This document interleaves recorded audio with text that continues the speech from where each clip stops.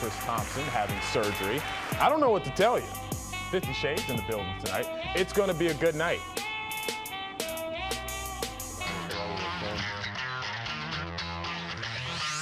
Live from Newschannel 8, this is Toyota Sports Talk. Not fun to go back the last 6 minutes on either side of the ball. So, there's a lot of issues defensively, offensively. 3rd and 1, couldn't convert. Bad calls, bad coaching calls, whatever it might be. Just as a group, the Redskins didn't get it done. The sad part is the Redskins were getting it done for most of the game, but with 6 minutes left in the 4th quarter, that all just fell apart, blowing an 18-point lead, eventually losing in overtime 34-31. Washington now sits at 4-6 on the season. Their chances of making the postseason all but done. So who's to blame for yesterday's collapse? That's just one of our questions of the night. Do you blame the defense, coaching staff, bad luck, Hall of Fame quarterback Drew Brees? Have to take that in consideration, or a combination of any of those. Plus, we want to know, does it still hurt? Do you still get emotional about the Redskins? If they win or lose, does it affect your mood? And part of the reason we asked that question is because of a fan that Aaron Hawksworth talked to today. Take a listen. Maybe you could relate. You cried? Well, yeah, my son teased me about it. Yeah. You cried? Yeah, a little bit. I'm emotional. That's my team. Because we had it. And when I saw that 30, when they got that extra point, I just shut up. I'm emotional about them. You about to make me cry now. Let's welcome in Mark, 50 Shades Gray. So are you crying? Are you crying right now? Deep down in the recesses of my soul, damn right I am. And that was a tough one, man. You'd almost rather get blown out to go out like that, man. They went out with honor, and when you start talking about blame, I think it's just a misfortunate set of circumstances where the team is just too injured to finish right now. And I don't like to give anybody an excuse when you have the game under control, but the bottom line is they don't have enough parts, they don't have enough depth to finish games. You can't do rotations in the middle of the games to keep guys fresh. It's almost like in basketball where players have to play too many minutes and they can't finish in crunch time, and you start thinking about what if. And I know how the if game works, but what if you had Jonathan Allen? Yeah. Well, what if you had a number of other players? They had no safeties. They had no safeties in the second half, dude. And it was a challenge too big to overcome once the dome got rocking. And then you think that it can't get any worse than this. No more guys will go down. Chris Thompson goes down. And he's having surgery today. And Terrell Pryor, let's not forget about that. Well, I just want to thank Terrell Pryor for his cameo appearance in D.C. Thanks for being here, Terrell. It was wonderful. It's kind of like Hampton and Miak, but that's a topic for another show. Anyway, you lose your best offensive player. Yeah. You lose your best offensive player. Hands down. Okay, so, again, I'm not making excuses. I think there are reasons. But still, you had a chance to put the game on ice. You lose this game effectively by 1 yard. You have got to get 1 yard. If you can't get 1 yard, you don't deserve to win. And I don't know, maybe it's too many nice guys on the offensive line. Maybe they're not any of those real road grading dogs, if you will. But whatever the case may be, you got to be mean enough, strong enough, nasty enough to get that 1 yard. You can't be fanning on a block if you're Niles Paul when you made your money as a blocking tight end. You just can't miss it right there. All right, so then do we put any of the blame on this intentional grounding call? Man, that was a hard call. That was rough, right? That was. Now that you probably shed a tear after you saw that. To me, that was an official that wanted to interject himself into the game. And I don't know if Al Riberon, the supervisor of officials, has this nitpicky thing about, but that was one of those moves. And then what compounded it was they started the play clock. So you had no chance to adjust. It was crazy. And again, Jay does some questionable stuff as it relates to managing the game from the sidelines. crazy decisions like the instant replay. Yeah. Yeah, well, Jay, why take that chance? You need that timeout. I didn't think that the risk versus the reward really played out in his favor in that case, and ultimately he ended up getting burned. All in all, it was just the team that has mastered how to steal the jaws of victory from the jaws of defeat and give it right back. All right, let's go to the phone lines. Remember, 703-387-1020. Riley is in Largo. Riley, what's up? Who are you blaming? I blame the coach, sir. Did you say? I blame the coach because I'm not position and you can't make 1 yard. You call timeout and you give the defense player, enough time to see what you're doing. And if you can't make 1 yard, that I don't see what you're playing for. Mm-hmm. I blame the coach for that. So Riley's blaming the coaching staff. And it's funny because this question has come up several times. You do set a tone with the way that you practice and it starts in training camp. I get all that. But that's the same coaching staff that had you up by 16. Very with true. 3.5, 4 minutes to go. So let's not put it all on the coaching staff. At some point, coaches put you in position you have to make a play. Poor Kendall Fuller looked like he had made a play. Yeah. And again, it's a 15-yard personal foul for going up to the head, which to me looked like it was inadvertent, but by the letter of the law, I suppose they had to throw that flag. Seems like every opportunity to go by the letter of the law goes against Washington right now. So the more and more you look at this season, it's going to be defined by injuries and bad breaks to me at this time. I mean, you lose your top 2 picks.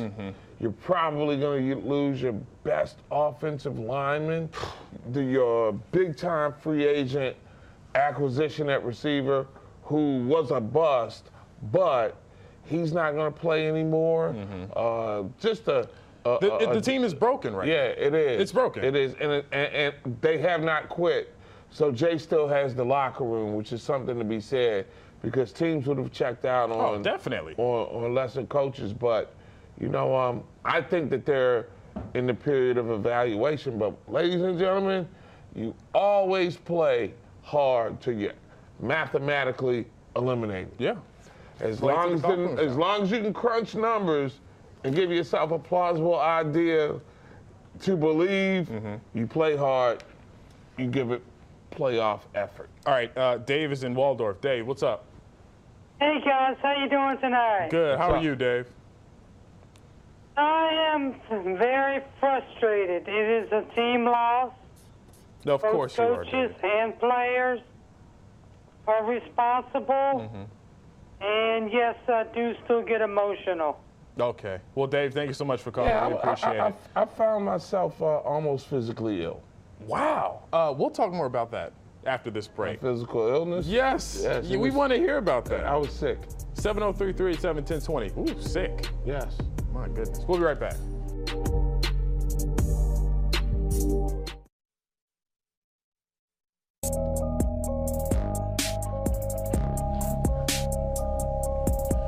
Welcome back.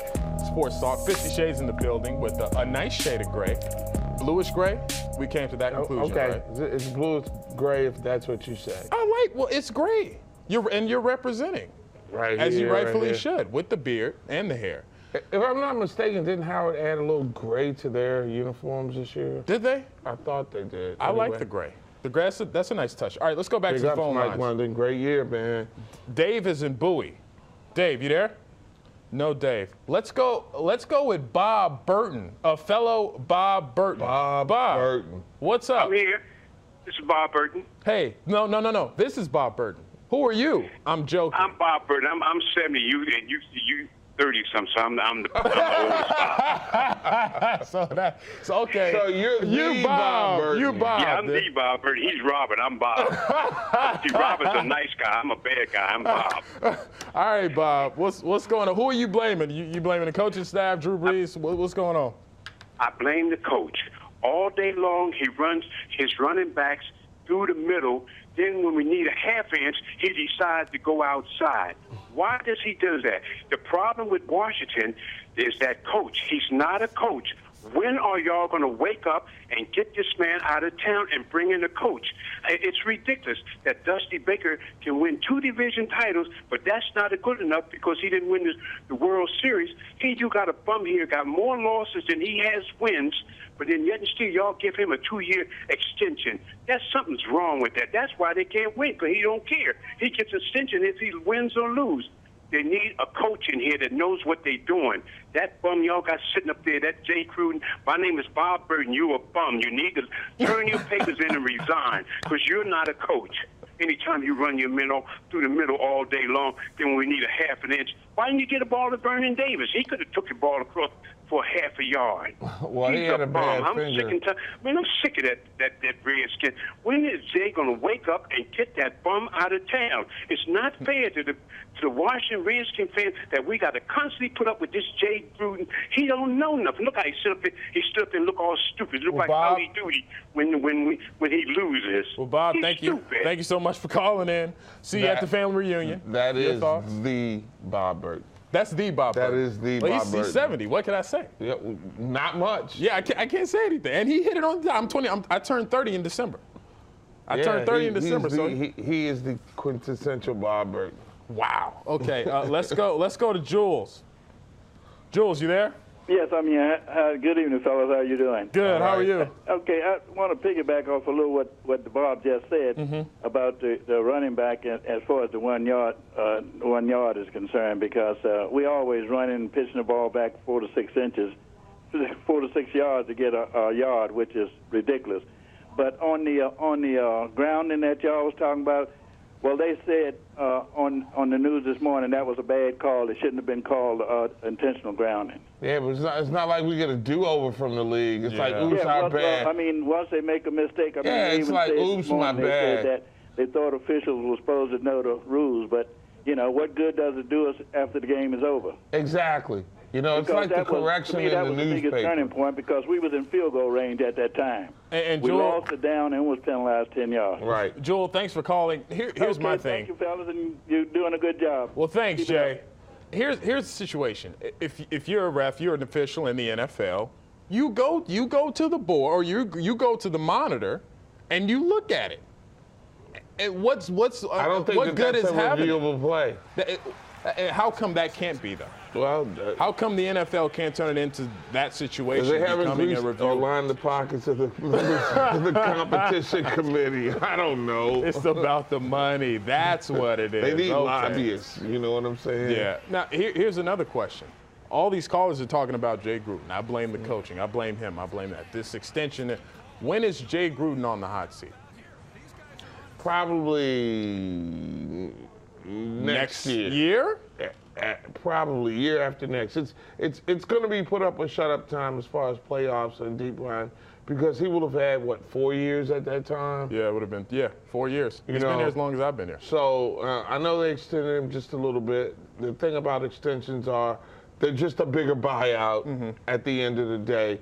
So big picture, and it's funny because the Bob Burton was talking to us about how when does Jay Gruden get on the hot seat?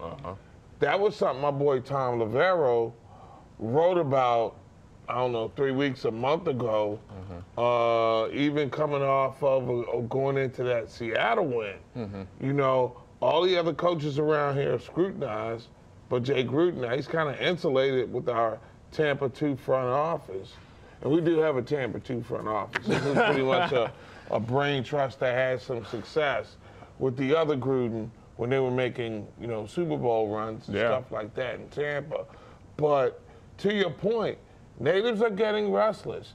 I'm not quite sure I agree. I like the stability thing, but you can't continue to miss the playoffs having critical miscues during the course of the season. Last year, what stands out to me was the missed field goal in London. And we'll talk about that. We got to go to break. Call us 703-387-1020. And did you see the Georgia Dome? That moved me to tears. I got emotional about that. Yeah, you have to. I got Georgia Dome stories. And they were all clean. 703-387-1020. We'll be right back.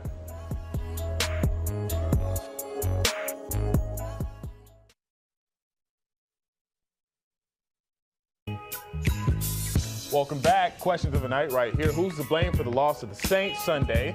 Second question, do you still get emotional? Do you shed a tear about the Redskins, win or lose? Call 703-387-1020. 50 Shades in the building. Let's get back to the phone lines real quick. Yeah. Roosevelt is in Mitchellville. Roosevelt. How you doing? Good. How are you? I'm just fine.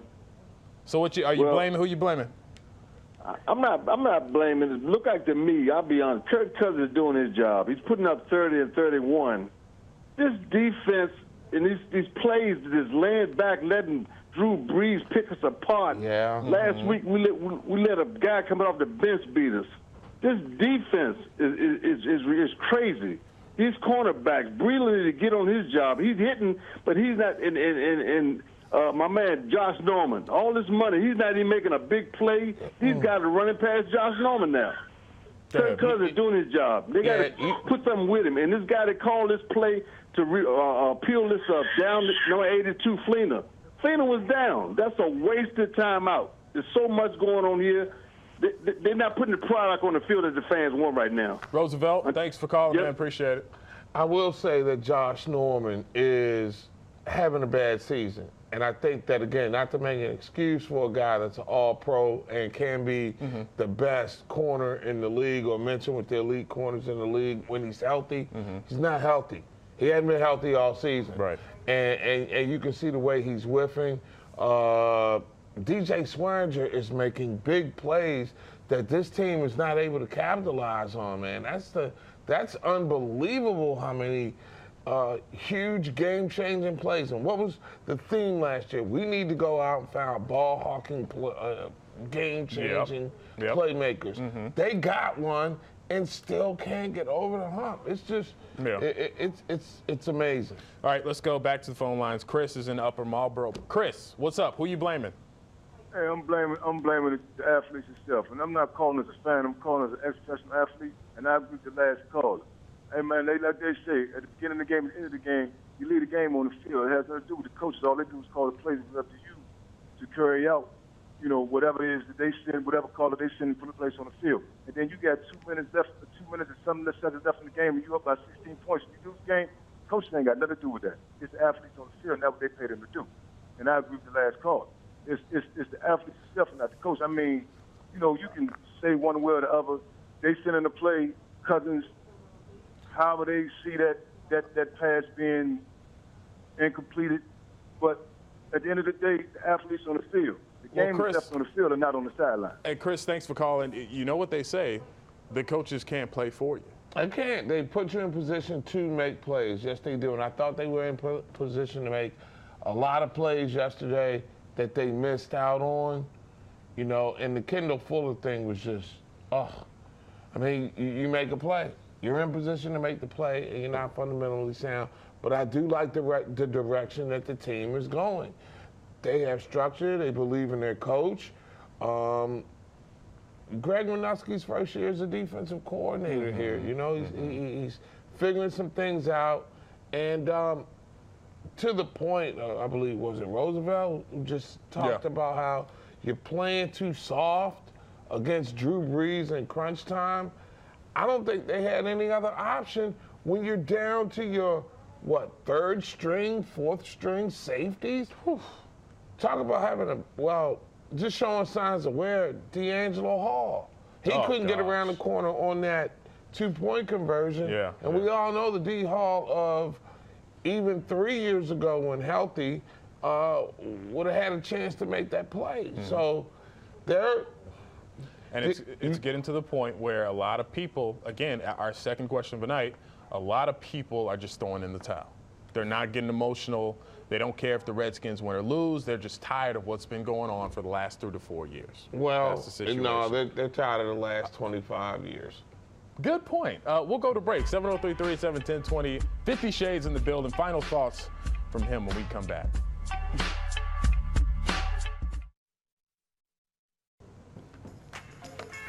Welcome back. Final thoughts with 50 Shades. All right, so after this weekend, where do we go from here? What do we do? Hope that John Wall and Bradley Beal stay healthy and it's a long run in the playoffs. Yes. Hey, can I show some love? Bowie State University.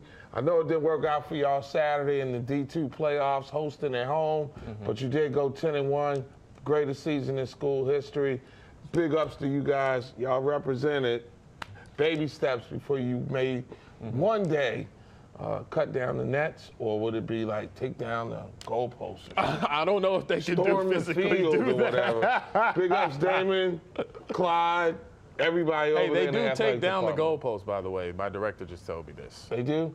Yes. Yes. Wow. Virginia Tech does. I thought they stormed the field. Oh, well, either one works for me. Isn't that a great name for a weather guy? Storm Field. Storm Field! From the AccuWeather News Center. We'll see you next time. Back to Storm you, Field Anchor reporting Dude. live.